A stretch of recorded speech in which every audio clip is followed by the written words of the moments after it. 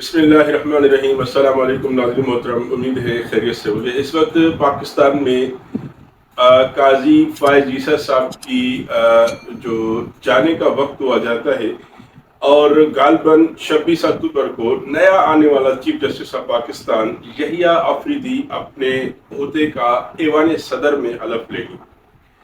یہ جو سارا فاصلہ طے ہوا ہے، حکومت پاکستان نے بہت کوشش کی کہ چیف جسٹس منصور علی شاہ صاحب کے حلف اٹھانے سے پہلے، یعنی قاضی فائز عیسیٰ صاحب کی جو مدت ملازمت ہے وہ ختم ہونے سے پہلے کسی بھی صورت میں آئینی ترمیم کو پاس کرنا ہوگا۔ یعنی اسی جلدی میں بہت سارے نکات جو مسودے میں حکومت نے ڈالے تھے، وہ صرف اسی جلدی میں مولانا فضل الرحمان نے حکومت سے وہ منوائے۔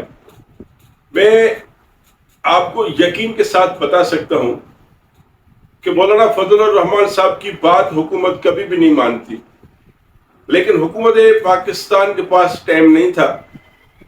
حکومت پاکستان بہت جلدی میں تھی۔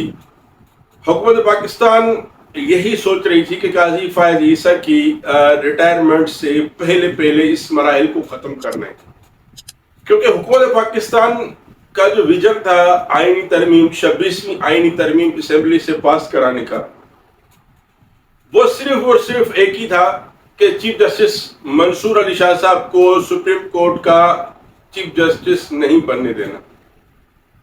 اب یہ جو کوششیں ساری کی جا رہی تھی، یہ صرف اسی واسطے کی جا رہی تھی کہ منصور علی شاہ صاحب کہیں حلف نہ لے لیں، اس حلف سے پہلے ہم نے کام کرنا ہے۔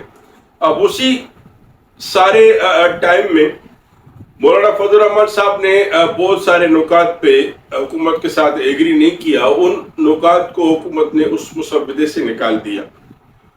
بھارت پاکستان تحریک انصاف نے مخالفت کی آخر تک، اور پاکستان میں ہمیشہ کے یہاں اس دفعہ بھی وہی ہوا کہ حکومت کے پاس پاکستان پیپلز پارٹی کو ملا کے، نون لیگ کو ملا کے، ایم کیو ایم کو ملا کے، مولانا فضل الرحمان صاحب کو ملا کے، آزاد امیدواروں کو ملا کے کبھی 2/3 اکثریت نہیں بنتی تھی۔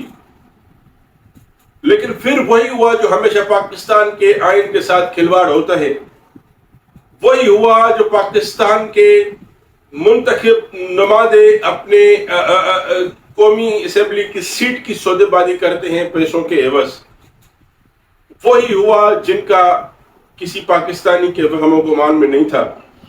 5 سے 10 ارکان حکومت پاکستان نے خرید لیے، اور انہوں نے جب ووٹ کیا تب آئینی 26ویں ترمیم پاس ہو گئی، اور جلدی میں حکومت پاکستان نے ایک چیف جسٹس کا نام سلیکٹ کر دیا جو 26 اکتوبر کو حلف لیں گے اپنے عہدے کا۔ یہ ساری باتیں تو ہو گئی۔ جو آج مین بات ہے، حکومت پاکستان ایک طرف اور دوسری طرف سپریم کورٹ آف پاکستان۔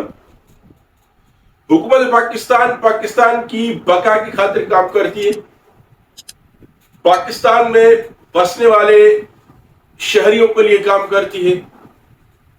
حکومت کی ذمہ داری ہے کہ ملک پاکستان کے آئین کے خلاف جو بھی بندہ جائے گا اس کو سپریم کورٹ دیکھے گی، اور سپریم کورٹ کے تھرو فیصلہ لے کے اس کو کڑی سے کڑی سزا دلائی جائے گی۔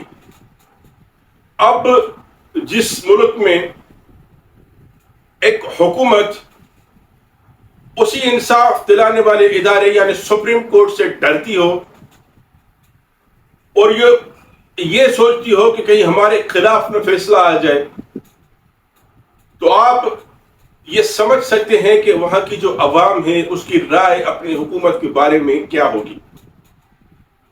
یعنی جب حکومتیں اس طرح سے فرار ہوتی نظر آئے کہ فلاں چیف جسٹس نہیں، فلاں چیف جسٹس آئے۔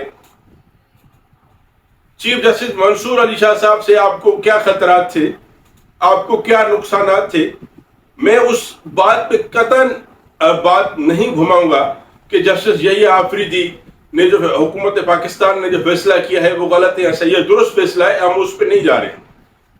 لیکن جب آپ نے ایک آئین پاس کیا، آپ نے ایک ترمیم پاس کرانے کی کوشش کی تو وہ بھی اپنی ذات کے لیے کیا تاکہ ہماری گورنمنٹ اپنی مدت پوری کر سکے، تاکہ ہماری اسمبلی اپنی مدت پوری کر سکے. یہ عوام کے بھلا و بہبود کے لیے تو نہیں تھا.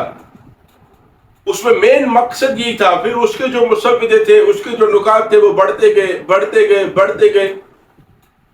جو آپ کا سب سے پہلا مسئلہ تھا وہ تو یہی تھا کہ جسٹس منصور علی شاہ صاحب کو حلف نہیں اٹھانے دینا.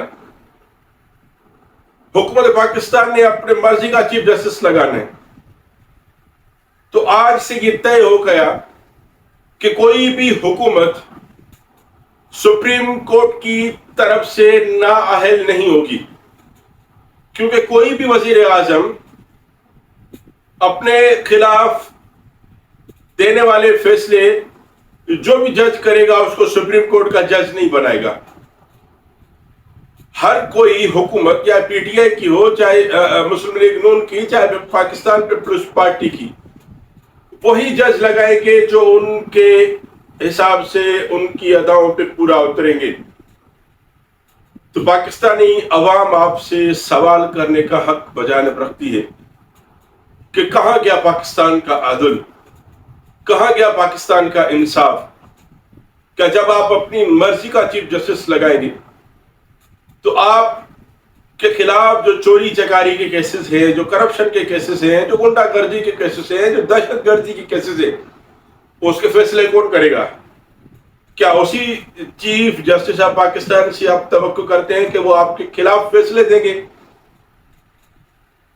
آپ نے تو بالکل سسٹم کو چینج کر کے رکھ دیا. پاکستان کی گورنمنٹ کو، پاکستان کی اسمبلی کو حق ہے کہ وہ آئین کے ذریعے قانون بدل دے. پاکستان کے سیاستدانوں کو حق ہے کہ وہ 2/3 اکثریت کے ساتھ ایک فیصلہ دیں اور آئین میں ترمیم کریں. لیکن اس کا مطلب یہ تو نہیں کہ آپ اپنی چوری چکاری کے لیے ایک راستہ ہموار کریں، کہ آپ جتنی کرپشن کرتے ہیں، آپ جتنی بدعنوانی کرتے ہیں، آپ جو قبضہ کرتے ہیں، یعنی اس کے خلاف کوئی آواز اٹھانے والا نہ ہو. بہرحال یہ جو سارا سسٹم پاکستانی قوم کو جس میں الجھایا جا رہا ہے، یقین جانے کہ آگے چل کے یہی گورنمنٹ پھنسے گی. اور جن لوگوں نے ساتھ دیا ہے، آپ کیا سمجھ رہے ہیں کہ ہر وقت پاکستان مسلم لیگ نون کی حکومت رہے گی؟ آپ کیا سمجھ رہے ہیں کہ ہر وقت یوں ہی اتحادی ایک دوسرے کے ساتھ رہیں گے؟ Pakistan Peoples Party, M Q M, Maulana Fazl الرحمان صاحب، ایسا تو نہیں ہو سکتا کبھی بھی. اگلی الیکشن میں اگر وزیر اعظم خان صاحب بن جاتے تو پھر خان صاحب کی مرضی کا جج ہوگا، پھر خان صاحب اپنی مدت پوری کرے گا، پھر آپ کی تو خیر نہیں. آپ کے جتنے پرانے کیسز ہیں، ادھر بھی آپ مل پیپرز کے جو کیسز ہیں اور بھی سوئس بینکوں میں جو پیسے پڑے ہوئے ان کے کیسز ہیں، وہ سارے کھلیں گے. پھر بہرحال اس وقت پاکستان میں جو بھی کچھ ہو رہا ہے وہ سیاست دانوں کی چوری بچانے کے لیے ہو رہا ہے. وہ پاکستان پہ مسلط جو حکمرانوں کا ڈولا بیٹھا ہوا ہے، اس کو ایک سائیڈ دینے کی کوشش کی جا رہی ہے.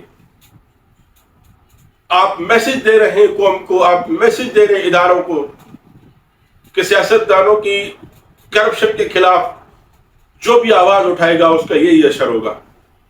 بہرحال جو بھی ہوا، پاکستانی عوام اس پہ ناخوش ہے.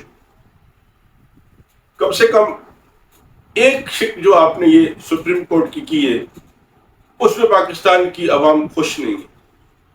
آگے چل کے دیکھتے ہیں کہ کیا اثر انداز ہوتے ہیں. آگے چل کے دیکھتے ہیں کہ پاکستان تحریک انصاف کا کیا لائے عمل آتا ہے. انہوں نے احتجاج کرنے کی کال دی ہے، انہوں نے دھرنے دینے کا فیصلہ کیا ہے، انہوں نے یہ بھی کہا کہ ہم اس آئینی ترمیم کو نہیں مانتے جس طریقے سے پاس کروائی گئی ہے. بہرحال حکومت پاکستان سے یہی درخواست کہ آپس کے جو اختلافات ہیں اس کو ایک سائڈ پہ رکھیں، پاکستان کے حق کے لیے سوچیں، پاکستان کی عوام کے لیے سوچیں اور پاکستان کی معیشت کے لیے سوچیں. بہت بہت شکریہ.